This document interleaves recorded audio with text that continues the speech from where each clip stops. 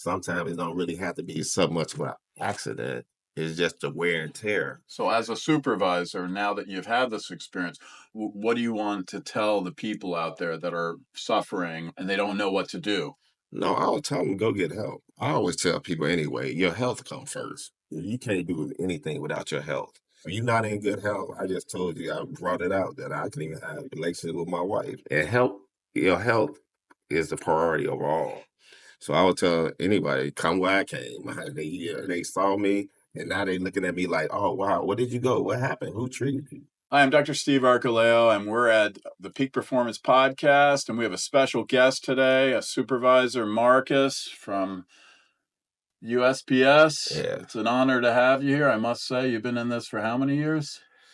In the post office? Yes. It'll be 34, 35 years. 35 years. Yeah. It is truly an honor being with you. Now, we met. Can we go back to the day that we met and how bad a shape you were in? What was that like? Oh, I was in a lot of pain. When I came, I was all bent over. I couldn't walk. It was pain shooting down my legs, down to my feet. It was bad. It was rough. I remember you were in a lot of pain. And you hurt yourself on the job? Yes, I did. It was just like one of those like freak accidents. Like I slipped in some water, like in the office. It was a puddle of water. I saw it there, but then the phone rang. I turned around, went back to get the phone, then turned around, then I slipped. We unfortunately see a lot of that. Now, so you came in here, you got under treatment. How would you say things are for you now? Oh, like I said before, I was all bent all over. I couldn't walk. It's a lot better. I couldn't sleep.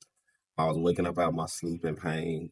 I couldn't really lift nothing, moving around. There's a whole lot. I couldn't do my manly duties with my wife. It was actually really rough. So it was even affecting your wife and your family? Yeah, family. Couldn't do nothing. I think for Thanksgiving or Christmas, they all came to the house because I couldn't go out. I couldn't do nothing. Even for Christmas, I couldn't do anything. They all just came and visit me. My daughter came in from Nashville. My other daughter came in to accommodate for you. So what's life like now? How are you feeling? Life is great. Now I'm back at work, moving around. I feel like 10 times better than I did when I first got here. Wonderful. How's it going with your wife now? Oh, I'm back in action now. Good. Now, let me ask you this. When you were in a lot of pain, did you ever have the thought that this is good you and you're going to have to live with this for the rest of your life? Yes, I actually did. I did have that thought. You come to realize how much the back affects everything you do. Living day by day, you don't think like that. But then when you can't do this, you have a problem walking up the stairs. And you can't go nowhere. You can't walk around the block. Actually, my bedroom was upstairs, and I had to make a bedroom downstairs because I couldn't go upstairs. So how old did it make you feel? My wife said, it looked like you walking like you 80, 90 years old. That's awful. But I want to say I feel a lot better. I feel 10 times better. Now, I know I saw your treatment plan, so I know what we lined up for you. We threw everything at you to get you well as quickly as possible, most comprehensively as possible. What were some of the treatments that you really liked that you think made the difference for you? Erica hands, the massage, the gym with the shockwave. That was great. Especially the traction machine. I think that worked really well with it, kind of pull you and stretch you apart. And also the PT with the women in the PT, they were really helpful. They pushed me. So I felt that maybe this is it. I didn't want to go out like being like a cripple or somebody on disability or something like that. Because I was a very active person. I used to do martial arts, used to ride horses. I remember that. All that. When you're not able to live your life like you've been living, you just kind of put you in a darker place. Right. It's funny you say the traction table because you had a disc bulge, if it's okay, a slip disc. Yes. The spinal bones have little shock absorbers between you. Yours was bulging out, putting pressure on the nerves. You remember you had pain down your Yes. That's called sciatica, a non-surgical disc treatment. So we could very well have saved you from going under the knife and having surgery on that low back.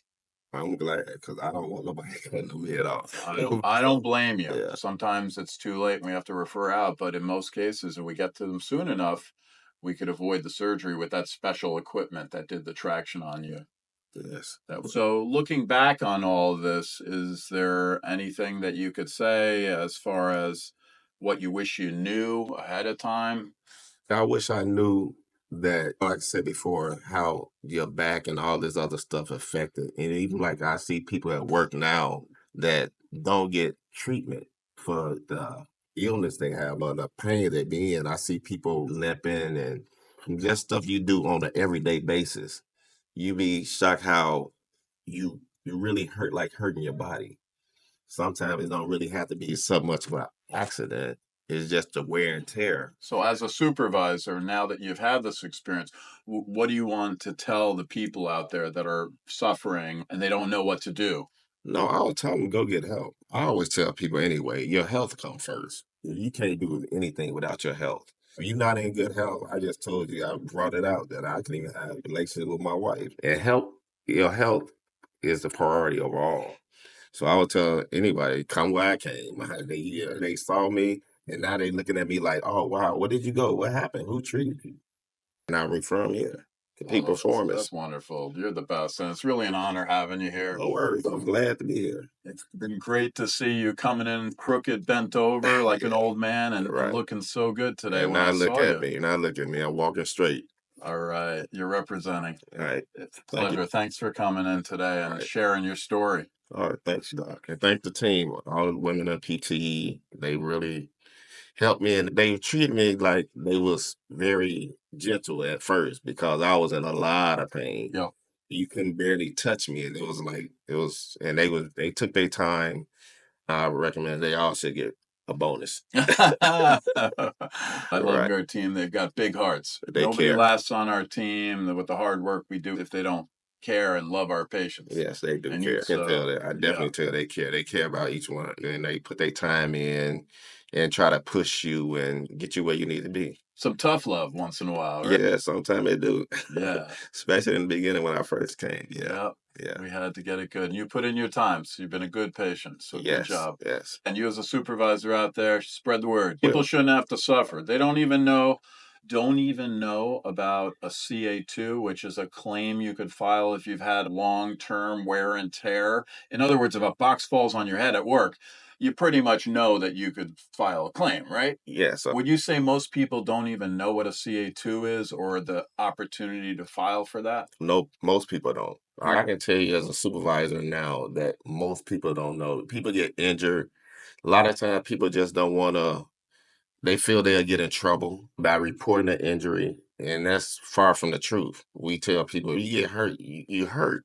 Well, you get injured, let us help you so you can get well. A lot of times your injury can get worse. But sometimes it might not be curable after a long period. A lot of people don't know. And it's so easy to fill out a CA2, that most people don't know. Which is for a wear and tear injury. But you brought up a good point I'd like to go back to. A lot of people don't want to file any type of claim because they're afraid of their supervisors. As a supervisor, what can you tell these hardworking individuals if they say they're afraid to file it because of you? Put it this way, you can't get in trouble. They can't fire you. And more likely, it's a government job. You're in a union, so you can't be fired. And just your health come first. I want to say it again. Go get hurt, report it to your supervisor. They don't respond, follow with the manager. You need to get treatment. We help with that process, let them know their forms, what they need to do, and hold their hand through it. It's great hearing you as a supervisor saying that. Is it safe to say you as a supervisor don't want to lose them as a worker or have them disabled? You'd rather have them put in a couple months' work and getting treated and then get them back on the playing field so they can play ball for you. Exactly, because a lot of times when people get hurt, you lose this person. They can't do the job anymore. And that's just more work on the other people that's there. Yep. Report it to your supervisor.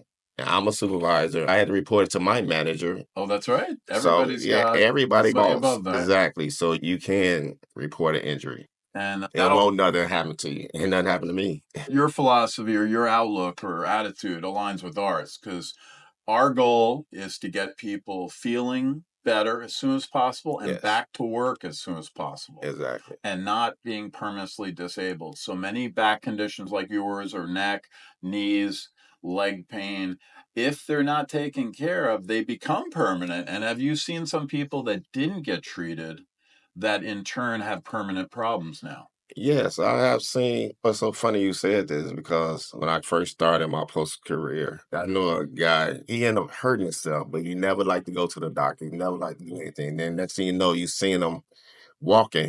He came in limping with a cane. He actually got hurt on the job, but he just never reported. Then next thing you know, you had a walker, and then the next thing you know, you start seeing him going like this, step, step.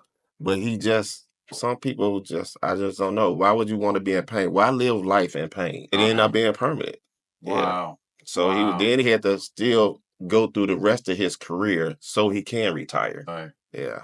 And if so many cases do not need to become permanent. You get the right care at the right time. Don't wait too late. Yes. Oh, they say you should get it fixed early. I'm really glad you told that story because our purpose here is so people don't have to suffer needlessly. They can feel young and able and do their whole job. And when they retire, they're not a cripple. Who's going to enjoy retirement with nice benefits and all? And you're doing nothing but watching TV on your couch at best. Yes, yes, that's true. That's what I say. When you would go to the start, stuff started getting dark, you feel okay. Now I'm at this age in my life now, and I'm all bent over, can't climb up the stairs. What's life going to look like moving forward? Because I wonder, you work so you can retire, you can travel, enjoy life. Enjoy your wife and your fun times with her. Exactly. And your kids and grandkids. It's all about family. So I was thinking about all that. You can't take them to the park no more. I remember when they was trying to go to the park, I couldn't even take them to the park. That wasn't permanent with you. Exactly. You turned it around. Exactly. God bless you for having such a good attitude and being a leader.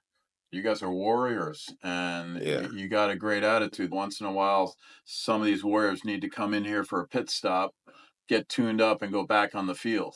Yes, I agree. Okay. It's great having you here today. Thanks for having me. Blessings to you. Thanks. You as well. Thanks. Excellent. Thanks for the help.